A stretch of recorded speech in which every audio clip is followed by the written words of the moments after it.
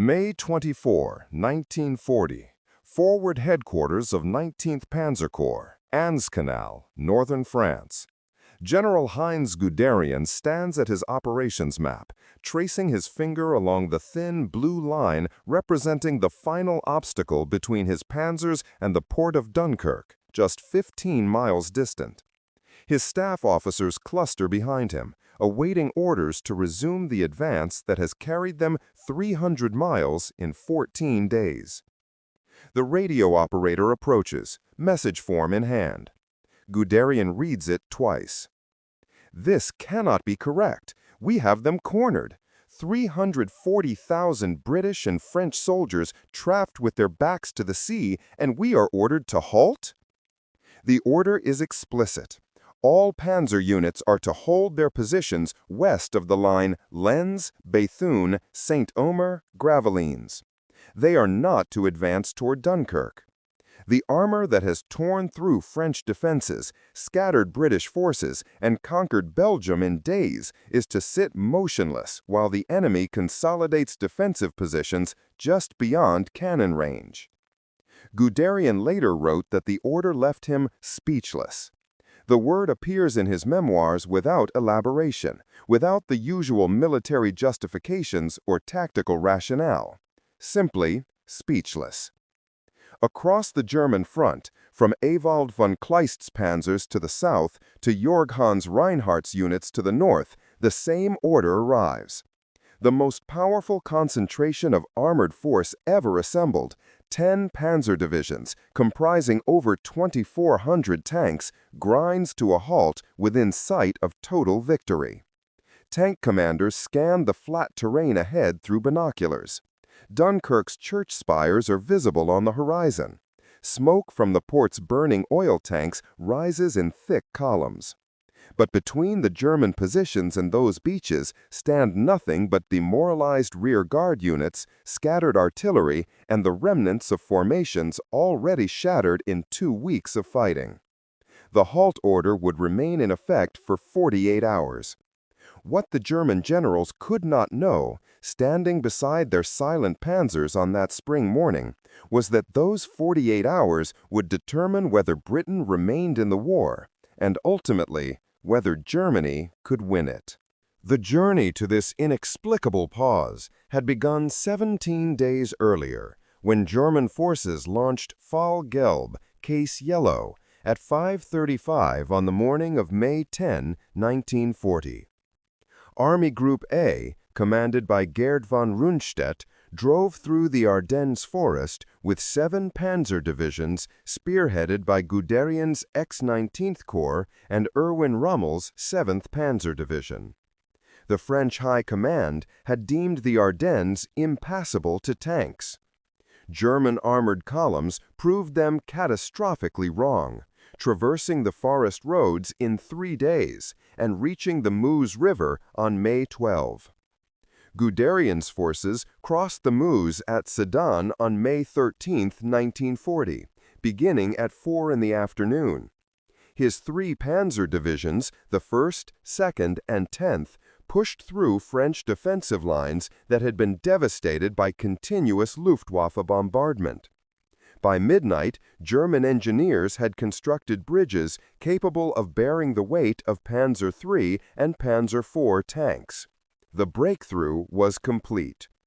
For the next 7 days, German armor raced westward toward the English Channel with a speed that stunned both sides. Guderian's corps covered 55 miles on May 16 alone.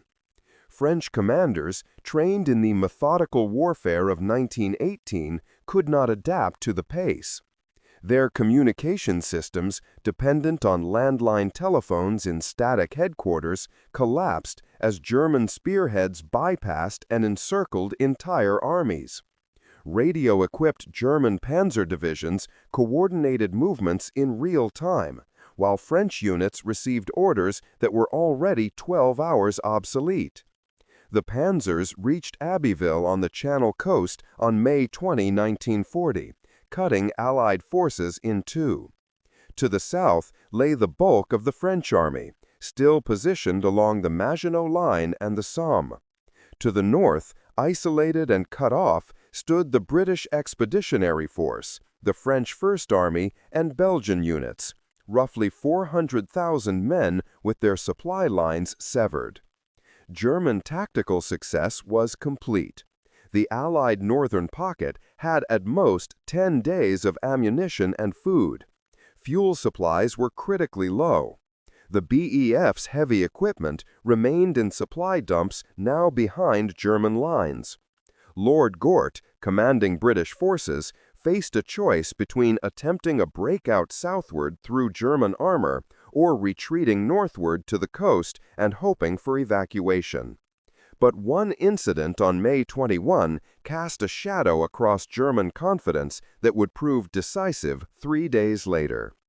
At Arras, 74 British tanks, 16 of the newest Matilda II infantry tanks, and 58 lighter Matilda I vehicles, supported by the 6th and 8th Durham Light Infantry Battalions, counterattacked German positions. The assault was desperate improvisation. Gort sought to protect his southern flank as British forces withdrew northward.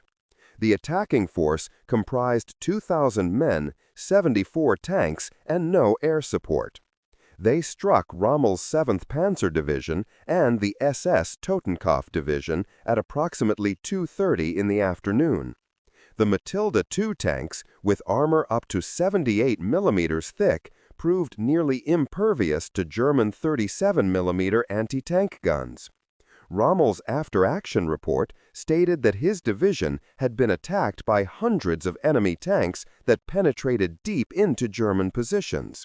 In reality, the British deployed 74, and only 16 were Matilda IIs. The remainder carried machine guns only, no anti-tank capability whatsoever. Yet the psychological impact was profound. Rommel himself grabbed an 88 mm anti-aircraft gun and directed it in ground roll, one of the first recorded uses of the weapon that would become Germany's most effective anti-tank gun. German casualties were relatively light, 378 men, but the shock of facing impenetrable British armor reached von Rundstedt's headquarters. The attack was eventually contained. By nightfall, the Matildas had withdrawn, leaving 36 destroyed tanks. But the image of British armor breaking through German positions lodged in German command consciousness. The attack at Arras achieved nothing tactically. Strategically, it planted the seed of caution that would blossom into the halt order 3 days later. By May 23, German forces had compressed Allied units into an ever-shrinking pocket around Dunkirk. The mathematics of destruction seemed inevitable. Kleist's panzer group held positions from Bethune to Gravelines along the Aa Canal, just 15 to 20 miles from Dunkirk's beaches. George Hans Reinhardt's XLI Panzer Corps occupied Saint-Omer. Hermann Hoth's XV Panzer Corps stood at Abbeville, blocking any southern escape. To the east, Army Group B under Fedor von Bock was pushing the Belgians toward surrender and pressing British positions from the opposite direction. The Allied pocket measured roughly 60 miles from east to west, 30 miles north to south, and was shrinking by the hour. British forces were conducting a fighting retreat, but fighting is generous. Most units had abandoned heavy weapons. Artillery batteries fired until ammunition was exhausted, then spiked their guns and withdrew. The BEF was destroying equipment it could not carry. Trucks pushed into canals, supply dumps set ablaze, even personal kit abandoned to reduce weight during night marches toward the coast. From German forward positions, the endgame appeared obvious. Panzer commanders could hear the British demolitions from across the canal lines. Reconnaissance units reported clogged roads packed with Allied troops moving northward in obvious retreat. German artillery could range most of the pocket. The Luftwaffe was conducting round-the-clock operations. Surrender seemed hours, perhaps days away. German tactical planning assumed total victory by May 26 or 27. Staff officers were already drafting the campaign's final phase, a rapid southern pivot to attack Paris and complete the destruction of France. The northern pocket would be eliminated first. That was merely a formality, requiring perhaps 2 days of concerted attack. But the concerted attack never came. On the afternoon of May 23, von Rundstedt issued a preliminary halt order to Kleist's panzer group. His reasoning was operationally sound. The armor had been in continuous combat for 13 days, covering hundreds of miles through Belgium and France. Tank losses were mounting, not from combat primarily, but from mechanical breakdown. Some divisions reported 30 to 50% of their armor in repair status. Tracks wore through, engines overheated, transmissions failed. The Panzers needed maintenance time, and their crews needed rest. Additionally, von Rundstedt was thinking ahead to Case Red, the planned assault southward into France proper. Conserving armor for that operation made tactical sense. The infantry divisions of Army Group B, pushing from the east, could handle the destruction of the northern pocket without armor support. The preliminary halt of May 23 was a commander's prudent caution. The order that followed on May 24 was something different entirely. Adolf Hitler arrived at von Rundstedt's headquarters in Charleville on the morning of May 24, 1940. With him came Hermann Göring, commander of the Luftwaffe, and the weight of inter-service rivalry that would decide the fate of 340,000 Allied soldiers. The meeting was not recorded in detail, but its outcome was documented by multiple sources. Franz Halder, chief of the German Army General Staff, wrote in his diary entry for May 24, "The Führer is terribly nervous, afraid to take any chances, and so would rather pull the reins in on us." Hitler endorsed von Rundstedt's preliminary halt and strengthened it into an explicit order. German armored and motorized forces were not to advance beyond the line Lens-Bethune-Saint-Omer-Gravelines. This was no longer a temporary maintenance pause. It was an operational directive forbidding the armor from administering the killing blow. Göring's influence was decisive. The Reichsmarschall had phoned Hitler before the Charleville meeting, lobbying intensely for the Luftwaffe to receive credit for destroying the Allied pocket. Göring's argument combined professional rivalry with political positioning. Allowing his air force to annihilate the trapped armies would demonstrate the Luftwaffe's dominance and bolster Göring's standing within Nazi hierarchy. Hitler, who maintained power partly by balancing competing subordinates against each other, found the argument persuasive. The order reached Guderian's headquarters at approximately 11:30 on the morning of May 24. His response, recorded in his memoirs, was visceral incomprehension. His panzers sat within artillery range of Dunkirk. British forces were in disorganized retreat. The weather was clear, perfect for both air attack and armored advance. Every tactical consideration argued for immediate assault.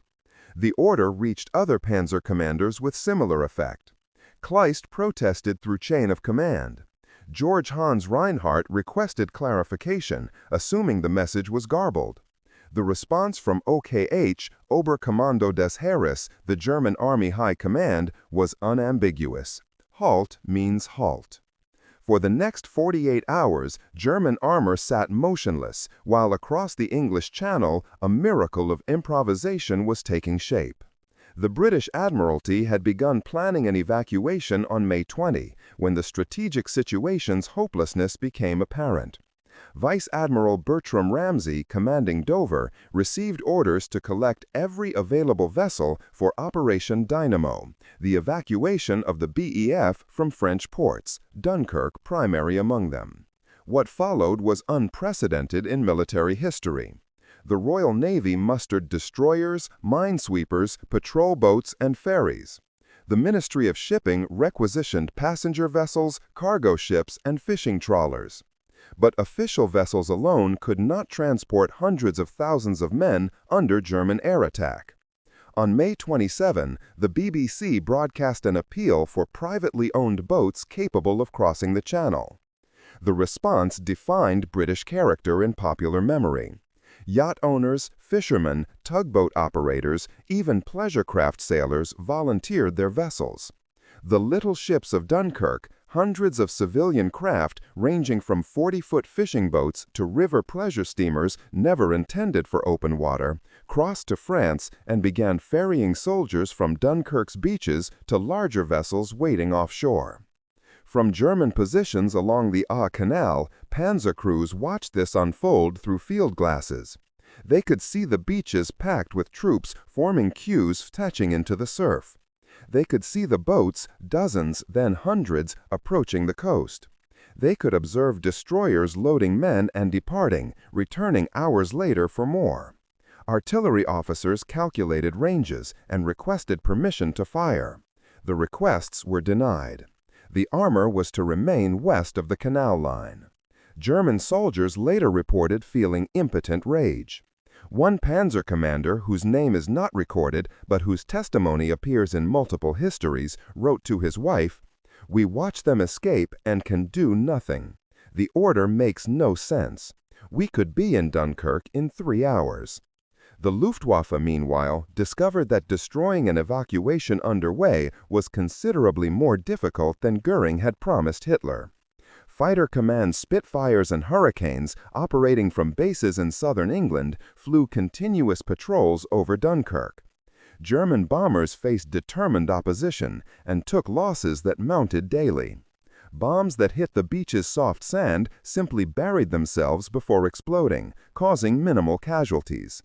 Bombs that hit ships were devastating, but the targets were small, mobile, and numerous. The Luftwaffe sank multiple vessels, 6 destroyers, and over 200 smaller craft, but could not stop the evacuation. Weather intervened as well. On May 28, heavy clouds limited air operations. The Luftwaffe flew fewer sorties. The evacuation continued unabated. By May 26, with the evacuation in full swing and clearly succeeding, Hitler rescinded the halt order. German armor was released to resume the advance. But the release came with crippling provisos. Units had to reorganize, refuel, and coordinate with infantry before attacking. Most panzer divisions did not move forward for another 16 hours after receiving the order. When German armor finally rolled across the canal lines on May 27, they encountered defensive positions that had solidified during the 48-hour pause. British and French rearguard units, instead of retreating in disarray, had established artillery positions, pre-positioned anti-tank guns, and prepared the approaches to Dunkirk for defense. The perimeter held. Understanding Hitler's decision requires examining the command philosophy that guided German military operations in 1940 and the tensions inherent in that philosophy. The Wehrmacht's success in Poland and France stemmed from decentralized command. Officers at every level were trained to exercise initiative, exploit opportunities, and achieve objectives without waiting for detailed orders from above. This mission-type tactics, Auftrags tactic, allowed German units to operate at a tempo that bewildered opponents trained in rigid command hierarchies. But Hitler was not a product of the German General Staff system. He had served as a corporal in World War I, experiencing infantry warfare's horror without learning operational art at staff colleges. He possessed strategic intuition. His gamble on the Ardennes proved brilliant, but lacked the professional military education that would have taught him when to trust subordinate commanders. Hitler's relationship with his generals was complex and contradictory. He had overruled them on the Ardennes approach, and their objections had been proven wrong. This success reinforced Hitler's belief in his own judgment over professional military opinion. The halt order was, in significant measure, an assertion of supreme command authority, I decide when and how the army moves, not the generals. Hitler's stated reasoning for the halt combined several factors. First, the ground around Dunkirk was unsuitable for tanks, flat terrain crossed by numerous canals with soft soil that might bog down armor. This was legitimate tactical concern, though Guderian's assessment from forward positions contradicted it. The approaches to Dunkirk were passable, and German engineers had already demonstrated ability to bridge canals rapidly. Second, Hitler wanted to conserve armor for Case Red. This too was sound thinking, as far as it went. But it assumed that destroying the BEF would require extensive armored commitment, when in fact the British were already beaten and only needed to be prevented from escaping. Infantry divisions could accomplish that. The Panzers were needed to prevent escape, not to achieve destruction. Third, and this factor was documented by Karl-Heinz Frieser's exhaustive research in declassified German records, Hitler wanted the Luftwaffe to receive credit for the victory. Göring's political influence, combined with inter-service competition for resources and prestige, shaped operational decisions. The pause gave the Luftwaffe opportunity to demonstrate its capabilities without army interference. A fourth factor, more speculative but argued by some historians, was Hitler's reluctance to annihilate British forces completely. He harbored persistent hopes that Britain might negotiate peace once France fell, allowing Germany to focus entirely on the east. Destroying the BEF might make Britain more determined to continue fighting. Allowing them to escape bloodied but intact might dispose them toward negotiation. This Golden Bridge theory remains debated, but it aligns with Hitler's later statements about Britain being a natural ally against Bolshevism. The mathematics of the decision were brutal in their simplicity. Every day the Panzer sat idle gave the British 24 more hours to evacuate troops. May 24, May 25, May 26, 3 days during which the evacuation rate exceeded all British projections. The Admiralty initially hoped to rescue perhaps 45,000 troops before the perimeter collapsed. By the time German armor resumed its advance, over 100,000 had already crossed to England. The impossible choice Hitler faced was this: trust the generals who had expressed caution at Arras and concern about overextended supply lines, or trust his own political and strategic instincts. He chose his instincts. The decision stemmed not from military incompetence, but from command philosophy, specifically from Hitler's determination to impose his will on a general staff that, he believed, had underestimated him before, and would do so again. The generals accepted the order because, in May 1940, Hitler's strategic judgment had proven correct repeatedly. They had doubted the Ardennes gamble. He was right. They had cautioned about extended operations. He pushed forward anyway, and France was collapsing. Professional military men, confronted with a supreme commander whose unorthodox decisions had succeeded, subordinated their tactical judgment to his strategic vision. That subordination cost Germany the war. Operation Dynamo officially began at 6:57 in the evening on May 26, 1940. It would continue until the morning of June 4, extracting soldiers under continuous German artillery fire and air attack. The first day's evacuation totaled 7,669 men. This was far below British hopes, but it was 7,669 soldiers who would have otherwise entered German captivity. May 28th saw 17,804 evacuated, mostly from Dunkirk's harbor facilities. By May 29th, as the little ships arrived in force and began ferrying men from the beaches, the total reached 47,310 in a single day. The perimeter defense that made this possible was desperate and heroic. French First Army units under General René Prieur held the southern and western sections of the pocket around Lille, fighting a delaying action that drew German forces away from Dunkirk proper. Lille fell on May 31, with 35,000 French soldiers entering captivity, but their resistance bought crucial days for the evacuation. British rearguard units established defensive lines at villages approaching Dunkirk: Ferns, Newport, Bergs. These positions were thinly held, often by scratch forces assembled from whatever units reached the coast. Clerks became riflemen, drivers manned anti-tank guns, cooks filled gaps in infantry lines. The German advance, once it resumed on May 27, faced these improvised defenses and found them surprisingly resilient. German forces advancing toward Dunkirk on May 28 encountered more than defeated troops in retreat. At Wormhout, the 2nd Battalion, Royal Warwickshire Regiment, held its position against overwhelming German assault for 12 hours before being overrun. In an atrocity that would be prosecuted after the war, SS troops murdered approximately 80 British POWs in a barn.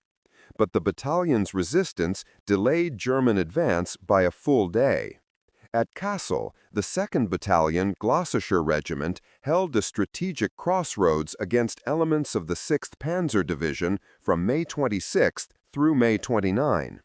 Ordered to hold until May 28, they continued fighting an additional day when withdrawal proved impossible. When ammunition ran out on May 29, fewer than 30 men remained unwounded. The rest had become casualties or prisoners. But Kassel's defense prevented German forces from cutting the coastal road that British troops needed to reach Dunkirk. The Luftwaffe flew over 1,700 sorties against Dunkirk between May 27 and June 3. They sank 6 British destroyers, 3 French destroyers, and over 200 smaller vessels. They killed thousands of troops waiting on the beaches or during the crossing. But they could not stop the evacuation. RAF Fighter Command flew continuous patrols over Dunkirk, prioritizing air superiority over direct fleet protection. This strategy frustrated soldiers on the ground, who often saw no British aircraft despite constant German attacks. What they could not see were the battles fought at altitude beyond visual range, where Spitfires and Hurricanes engaged Luftwaffe formations before they reached the coast. Fighter Command lost 145 aircraft over Dunkirk, a severe loss rate. But they prevented the Luftwaffe from operating with impunity, forcing German bombers to attack from higher altitudes with reduced accuracy. The statistics of evacuation accumulated with brutal arithmetic. May 26, 7,669 evacuated. May 27, 17,804 evacuated. May 28, 17,804 evacuated. May 29, 47,310 evacuated. May 30, 53,823 evacuated. May 31, 68,014 evacuated. June 1, 64,429 evacuated. June 2, 26,256 evacuated. June 3, 26,746 evacuated. June 4, 26,175 evacuated. Final day, mostly French. Total, 338,226. British records vary slightly. Some sources cite 338,682. Of these, approximately 139,900 were French soldiers, contradicting the popular narrative that Britain abandoned its allies.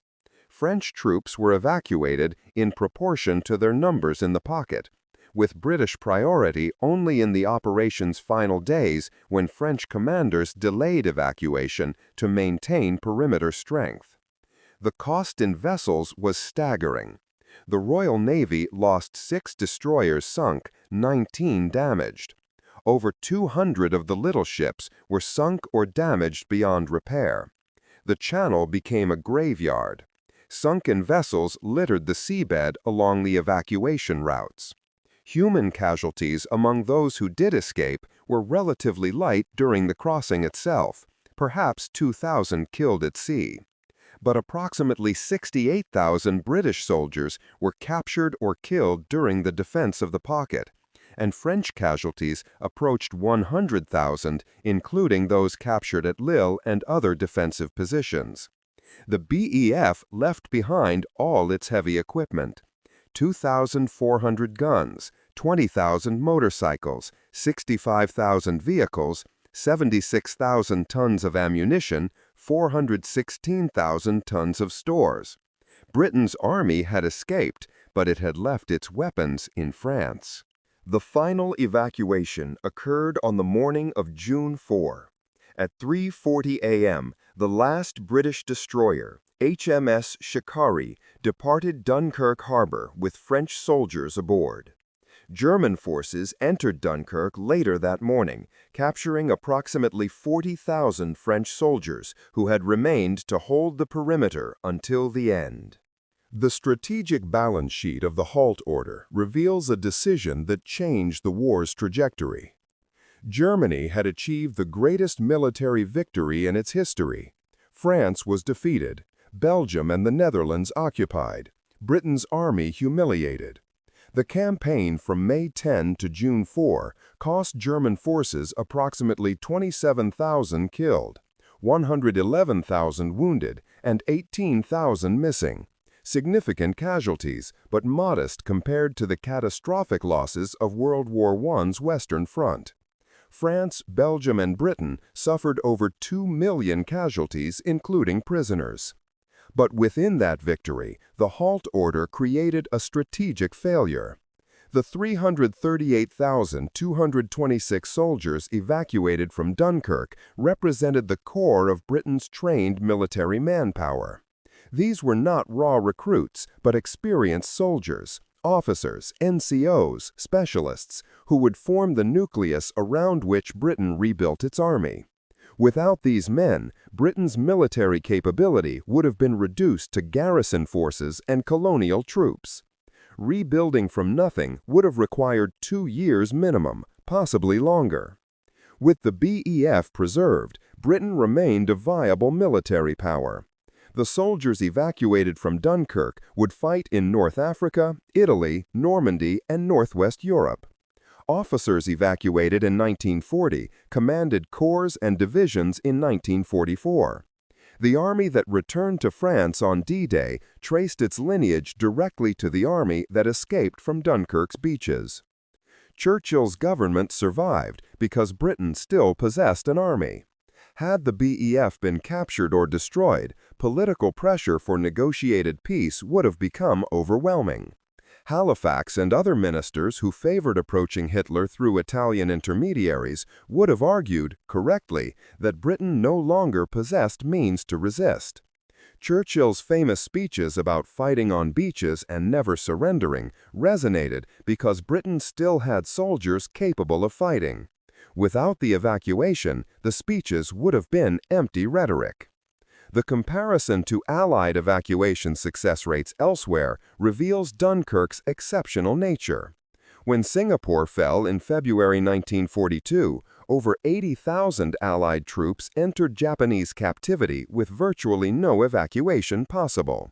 When the Philippines surrendered in May 1942, over 75,000 American and Filipino soldiers became prisoners. When Greece and Crete fell in 1941, British forces evacuated approximately 50,000 troops, but lost most of their equipment and suffered heavy casualties in the process. Dunkirk's evacuation of 338,226 soldiers, while abandoning equipment, was an order of magnitude more successful than comparable operations. German generals recognized the magnitude of the missed opportunity immediately. Halder wrote in his diary on June 1, "We will have to continue the war against an enemy we could have eliminated had the armor been released to complete its mission." Rundstedt, interviewed after the war, stated that the armored forces would have been able to encircle all Allied forces if they had been ordered to halt. Guderian wrote in his memoirs that the halt order had the most disastrous influence on the whole future course of the war. These assessments are not mere post-war rationalization. The tactical situation on May 24th supported their judgment. German armor was positioned to cut the coastal escape routes within hours. The British were retreating in disorder. The beaches were not yet fortified. Had the Panzers rolled forward on May 24th instead of halting, they would have reached Dunkirk before defensive positions solidified and before Operation Dynamo achieved full efficiency. The philosophical difference between German and British command decisions at Dunkirk reveals contrasting military cultures. Hitler's intervention, motivated by inter-service politics and supreme command authority, subordinated tactical opportunity to strategic and political considerations disconnected from battlefield reality. Churchill and the British commanders, by contrast, made the opposite choice. Tactical and operational reality, we are beaten, we must evacuate, over political considerations about abandoning France or the humiliation of retreat. Germany chose symbolic victory, the Luftwaffe's glorification, over complete victory. Britain chose survival over honor. 4 years later, the consequences of those choices were manifest in the liberation of France by armies containing thousands of Dunkirk veterans. May 24, 1940. Forward headquarters of 19th Panzer Corps, Aa Canal, northern France. General Heinz Guderian receives the halt order and stands speechless beside his operations map, watching the window of total victory close before him. June 4, 1940. The House of Commons, London. Winston Churchill delivers his assessment of Operation Dynamo to Parliament. We must be very careful not to assign to this deliverance the attributes of a victory. Wars are not won by evacuations. But, he continued, there was a victory inside this deliverance, a victory won by the Royal Air Force and by the courage of rearguard troops who held the perimeter. And he concluded with the words that defined British determination. We shall fight on the beaches, we shall fight on the landing grounds, we shall fight in the fields and in the streets, we shall fight in the hills, we shall never surrender. Churchill's speech was possible because 338,226 soldiers had crossed the Channel. It resonated because Britain still possessed an army, battered but intact. Without the halt order, Churchill would have been speaking to a nation whose army was in German prison camps, whose military capacity was reduced to nothing, whose continued resistance would have been futile. The halt order at Dunkirk was not a strategic error in conventional terms. Hitler's stated concerns, unsuitable terrain, conservation of armor, completion of the campaign against France, all had merit. His decision to empower the Luftwaffe reflected political realities within Nazi command structure. His hope that allowing British escape might facilitate peace negotiations was strategically coherent, if ultimately mistaken. But the decision reflected a fundamental truth about command in modern warfare. Tactical opportunity cannot be subordinated to political theater without cost.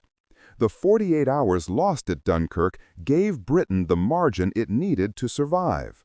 German armor that could have cut the coastal roads sat motionless while improvised fleets carried away the army that would return to liberate Europe. Guderian never forgave Hitler for the order. His memoirs, published in 1951, dedicate substantial space to analyzing the decision and its consequences. He wrote, "We watched countless opportunities slip away while we sat inactive." Other German commanders echoed this assessment. The halt order became, in post-war German military literature, the decision that cost Germany the war, the moment when tactical supremacy was sacrificed to strategic confusion. The examination of captured British equipment after Dunkirk revealed what German forces would have faced had the halt order not been issued.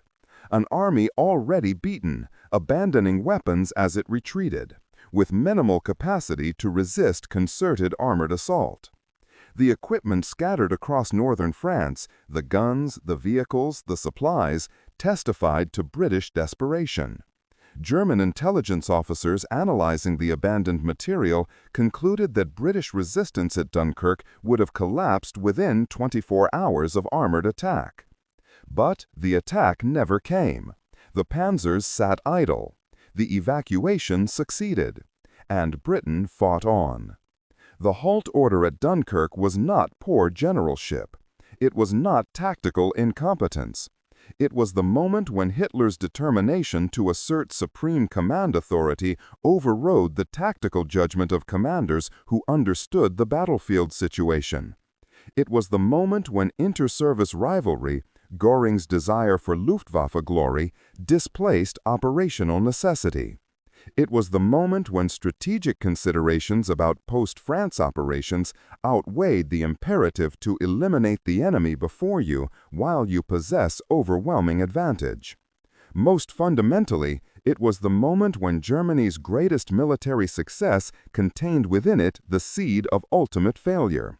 The halt order ensured that when Germany later faced Britain in the Battle of Britain, the skies over London, and the North Africa campaign, they faced an enemy whose army had survived when it should have been destroyed. That survival made possible everything that followed: the Mediterranean campaigns, the eventual entry of America into a war Britain was still fighting, and ultimately the D-Day landings, executed by armies that traced their lineage to the beaches of Dunkirk. Sometimes the greatest victories in war are won not by brilliant maneuver or courageous assault, but by the enemy's explicable decision to pause when victory is within grasp. The German panzers stopped at the Aa Canal on May 24, 1940, and in that stopping, they lost the war.